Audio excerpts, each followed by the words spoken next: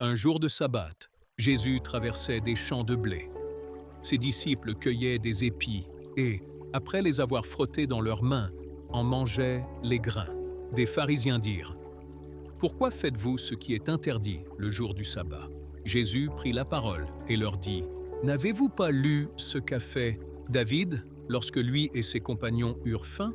Il est entré dans le sanctuaire de Dieu, a pris les pains exposés devant Dieu et en a mangé, puis il en a donné à ses hommes, alors que seuls les prêtres ont le droit d'en manger. Et il ajouta: Le Fils de l'homme est maître du sabbat.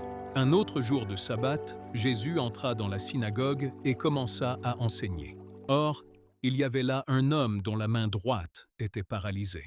Les spécialistes de la loi et les pharisiens surveillaient attentivement Jésus pour voir s'il ferait une guérison le jour du sabbat.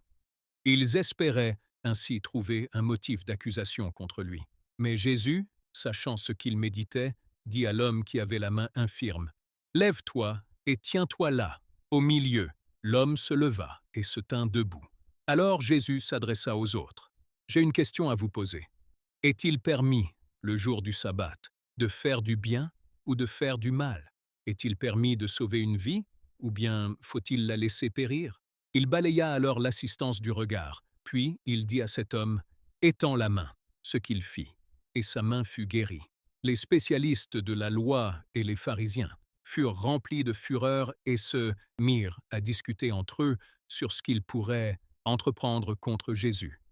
Vers cette même époque, Jésus se retira sur une colline pour prier. Il passa toute la nuit à prier Dieu. À l'aube, il appela ses disciples auprès de lui et choisit 12 d'entre eux, qu'il nomma apôtres: Matthieu, Thomas, Jacques, fils d'Alphée, Simon le Zélé, Jude, fils de Jacques, et Judas l'Iscario, qui finit par le trahir. En descendant avec eux de la colline, Jésus s'arrêta sur un plateau où se trouvait un grand nombre de ses disciples, ainsi qu'une foule immense venue de toute la Judée, de Jérusalem et de la région littorale de Tyr et de Sidon. Tous étaient venus pour l'entendre et pour être guéris de leur maladie. Ceux qui étaient tourmentés par des esprits mauvais étaient délivrés. Tout le monde cherchait à le toucher, parce qu'une puissance sortait de lui et guérissait tous les malades. Alors Jésus, regardant ses disciples, dit: Heureux vous qui êtes pauvres, car le royaume de Dieu vous appartient. Heureux êtes-vous, vous qui maintenant avez faim, car vous serez rassasiés. Heureux vous qui maintenant pleurez, car vous rirez. Heureux serez-vous quand les hommes vous haïront, vous rejetteront, vous insulteront, vous chasseront en vous accusant de toutes sortes de maux à cause du Fils de l'homme. Quand cela arrivera, réjouissez-vous et sautez de joie, car une magnifique récompense vous attend dans le ciel. En effet, c'est bien de la même manière que leurs ancêtres ont traité les prophètes. Mais malheur à vous qui possédez des richesses, car vous avez déjà reçu toute la consolation que vous pouvez attendre. Malheur à vous qui, maintenant, avez tout à satiété, car vous aurez faim. Malheur à vous qui maintenant riez, car vous connaîtrez le deuil et les larmes. Malheur à vous quand tous les hommes diront du bien de vous, car c'est de la même manière que leurs ancêtres ont traité les faux prophètes. Quant à vous tous qui m'écoutez, voici ce que je vous dis. Aimez vos ennemis, faites du bien à ceux qui vous haïssent. Appelez la bénédiction divine sur ceux qui vous maudissent. Priez pour ceux qui vous calomnient. Si quelqu'un te gifle sur une joue, présente-lui aussi l'autre. Si quelqu'un te prend ton manteau, ne l'empêche pas de prendre aussi ta chemise. Donne à tous ceux qui te demandent. Et si quelqu'un te prend ce qui t'appartient, n'exige pas qu'il te le rende. Faites pour les autres ce que vous voudriez qu'ils fassent pour vous. Si vous aimez seulement ceux qui vous aiment, pensez-vous avoir droit à une reconnaissance particulière? Les pécheurs aiment aussi leurs amis. Et si vous faites du bien seulement à ceux qui vous en font, pourquoi vous attendriez-vous à de la reconnaissance? Les pécheurs n'agissent-ils pas de même? Si vous prêtez seulement à ceux dont vous espérez être remboursés, quelle reconnaissance vous doit-on?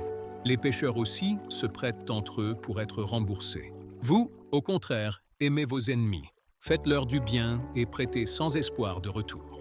Alors votre récompense sera grande. Vous serez les fils du Très-Haut, parce qu'il est lui-même bon pour les ingrats et les méchants. Votre Père est plein de bonté. Soyez donc bons comme lui. Ne vous posez pas en juge d'autrui, et vous ne serez pas vous-même jugé. Gardez-vous de condamner les autres, et, à votre tour, vous ne serez pas condamné. Pardonnez, et vous serez vous-même pardonné. Donnez, et l'on vous donnera. On versera dans le pan de votre vêtement une bonne mesure bien tassée, secouée et débordante, car on emploiera, à votre égard, la mesure dont vous vous serez servi pour mesurer. Il ajouta cette comparaison. Un aveugle peut-il guider un autre aveugle? Ne vont-ils pas tous les deux tomber dans le fossé? Le disciple n'est pas plus grand que celui qui l'enseigne. Mais tout disciple bien formé sera comme son maître. Pourquoi vois-tu les grains de sciure dans l'œil de ton frère, alors que tu ne remarques pas la poutre qui est dans le tien? Comment peux-tu dire à ton frère, « Frère, laisse-moi enlever cette sciure que tu as dans l'œil », alors que tu ne remarques pas la poutre qui est dans le tien? Hypocrite. Commence donc par retirer la poutre de ton œil. Alors tu y verras assez clair pour ôter la sciure de l'œil de ton frère.